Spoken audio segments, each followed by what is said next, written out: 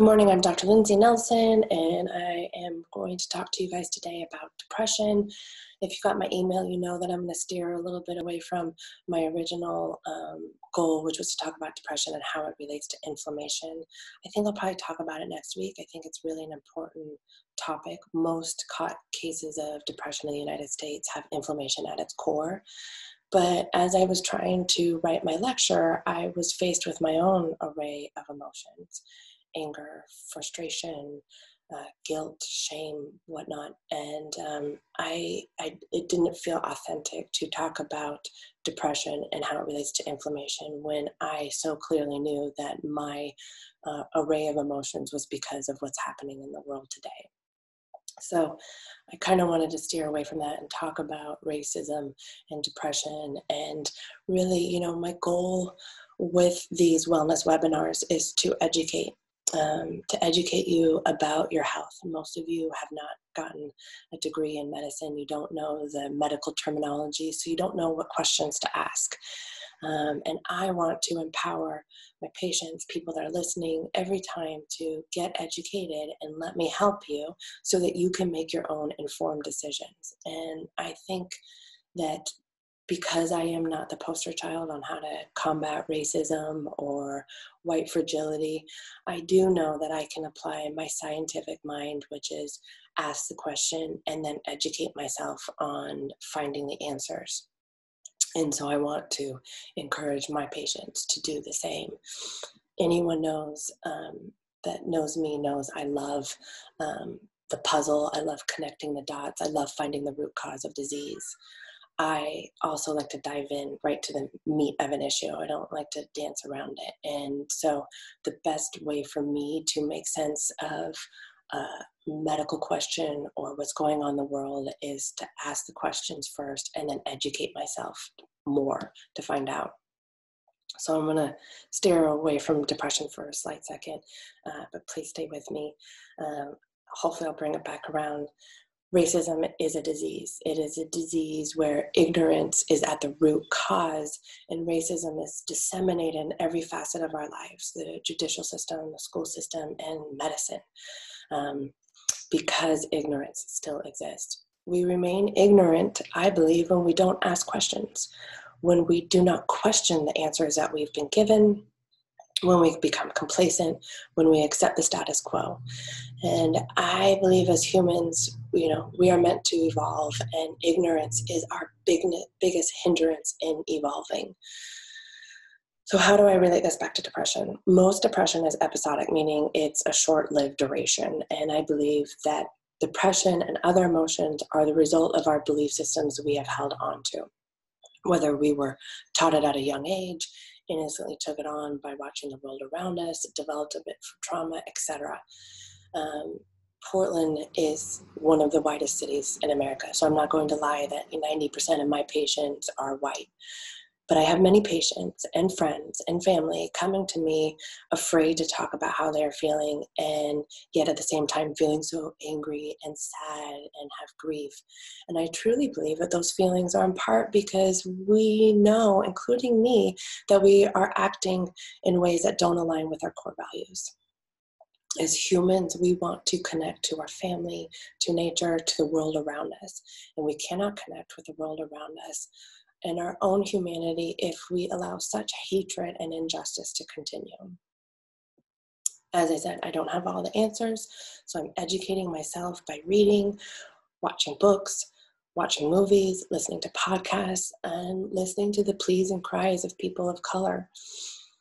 When I am working with patients and we are working through complex emotions, I always try to give them homework because ultimately they have to do the work for themselves. I cannot rob them of their aha moment. And you can never judge someone on how they get to their aha moment. For many people, I think it's been seeing an innocent man beg for his basic right to breathe. Unfortunately, that wasn't my aha moment. And I want to start opening the dialogue by, let me share with you my aha moments. I think the first one might have been a few years back when I had a patient of mine. She's a female psychologist. She's a person of color. And she said she wanted to give most of her patients a DSM-5 code that just says racism. And I was just awestruck. Of course, racism has existed since probably the dawn of time, but definitely in the United States. Our nation was built on the backs of racism, and of course the trauma, the lower socioeconomic status, the PTSD, etc., is the backbone of epigenetics. So every person of color has trauma imprinted on their DNA. Another few of my other aha moments have been reading statistics. NPR did a nice piece on compiling the names of some 1,200 Black people shot and killed by police. That didn't even include people who died while in custody. And there was something about this list. At the top of the list was a man named Eric Garner, 2014, who died very similar to George Floyd, begging for his, just saying, I can't breathe, I can't breathe. No justice was seen for him, as well as countless others. And the gravity of looking at 6 years later, here we are again, with nothing to show for it. No peer review boards, no criminal justice attorneys being appointed to every district. It's that was a daunting moment, and knowing that, like, I don't quite even remember that.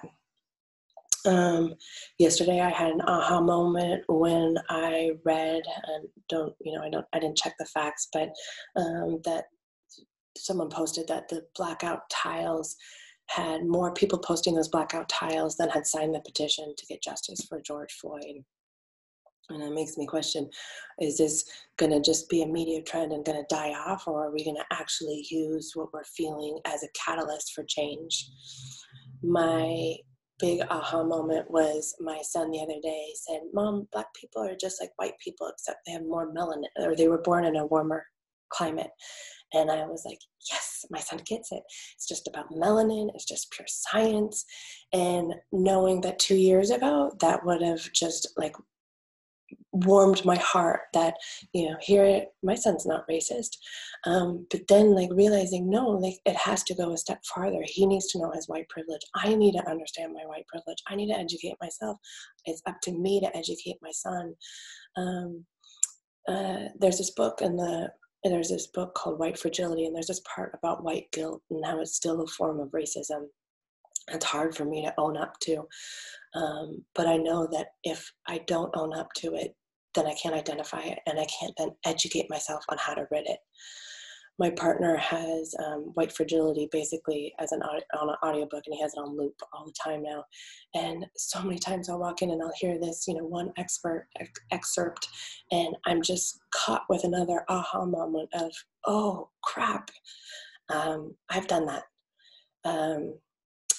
I had this chart on my second attempt at my lecture about white supremacy.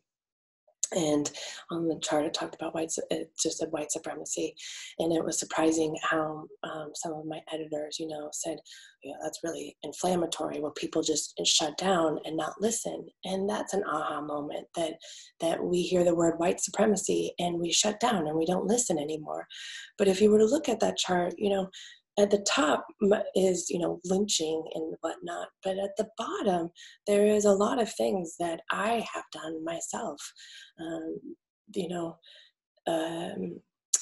How many times have I had someone make a racist joke or an off-color joke and didn't school them? I am still haunted to this day about a patient of mine who I cared very deeply for. He's a very kind and thoughtful man, but he said an off-color joke, or it was just a response, and all I said was, you can't say that. And I ended it there. And I felt guilty when he left, and I felt horrible. And then what I feel guilty about most today is that I justified it in my head that it was not my place to, really educate him or talk about it, because he was coming to see me for a medical condition. And I'm just treating his symptoms.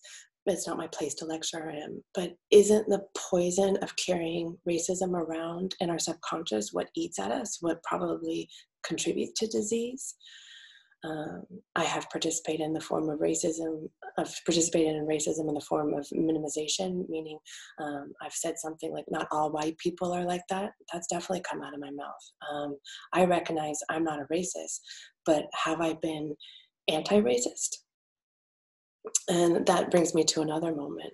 It came from listening to a podcast called On Being, and it's a woman talking about our moral compass, and she quoted the Bible, and she said it was too much, to whom much is given, much is required.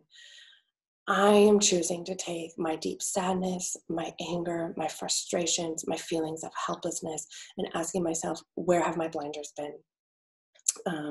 How have I sat back and done nothing? What can I do? Because it is not people of color, or for that matter, anyone who is not a white heterosexual, to cure blatant racism, sexism, and bigotry. We brought it on and we need to eradicate it. Social change will not happen without moral evolution. And I'm looking at myself. Are the emotions that I am experiencing, like depression, because my actions do not align with my moral compass? And for me, the answer is yes. I have become complacent. I have tried to shield myself from the pain and cruelty. I have given up, become comfortable. I read less. I don't watch the news, and I have sheltered myself, and that has propagated my ignorance. I believe in my core in justice, in diversity. I believe in deep, authentic relationships, and the most fulfilling aspect of humanity remaining, and that's deep, authentic relationships is the most fulfilling aspect of humanity, and remaining ignorant to all of my blinders leaves me in cognitive dissonance and incongruence with my core values.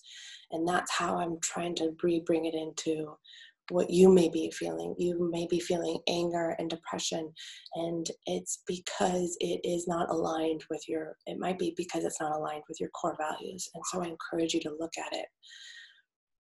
Here's what I believe to be true. Social change will not happen without a moral evolution, and a moral evolution will not happen if ignorance prevails, and thus racism will not only continue to exist, but it will spread to the innocent children just being born and have formed their own start to form their biased belief systems. It will spread by having trauma and bigotry imprinted on our DNA, and that's how it relates to our health. I do believe the only way to combat ignorance is through education. That starts with ourselves. It starts with our children. It starts at our own kitchen counters. They are not getting it in school. Black History Month is not enough. We need to have a white privilege month. We need to talk about these issues. I really believe it starts with having authentic, humble conversations with our friends, with our coworkers, with family members, with the community. Being humble that we do not fully understand or grasp the weight of injustice is just a start in the right direction. And I do believe ignorance cannot be shed until you are willing to look deeply within yourself and wear your blinders. Harvard has a thing online called Project Implicit, allows you to take a series of tests to see where your unconscious biases are, looking at race, gender, age, weight, disability, sexuality, that type of stuff. And I really encourage you guys to take that. So how does all of this relate to depression? Like I said before, depression is episodic, meaning it's a short duration, and we are too quick to medicate and numb ourselves to the pain. And maybe that numbing means we turn a blind eye or we turn off the news. But maybe if we look at pain as a gift, the emotion that you're experiencing as a gift of our subconscious saying this is not right, then you can use depression as a catalyst for change. Fix the problem. Don't numb or medicate or turn a blind eye to the problem. I am not asking you to protest or sign a petition or donate. I'm just asking you to educate yourself. Watch movies, read books, listen to podcasts, listen to the pleas and voices of people of color, and then you decide what you want to do and what is right. Knowledge is power. Having direction is grounding. This is how we find our way out of depression. And if you were coming to see me right now because of what was going on, I would say these would be your first 2 treatment recommendations. If you are feeling depressed and sad during this time, get the knowledge and start to find a direction, a path, in order to align yourself with your core values. Thank you, everyone. Next week, I think I will talk about depression, how it relates to inflammation. If you have any questions, if you want to start having a dialogue, please email me, call me. All my information is on my website, drlindsaysnelson.com, or you can email me at drlindsaysnelson@gmail.com. Thank you, everyone.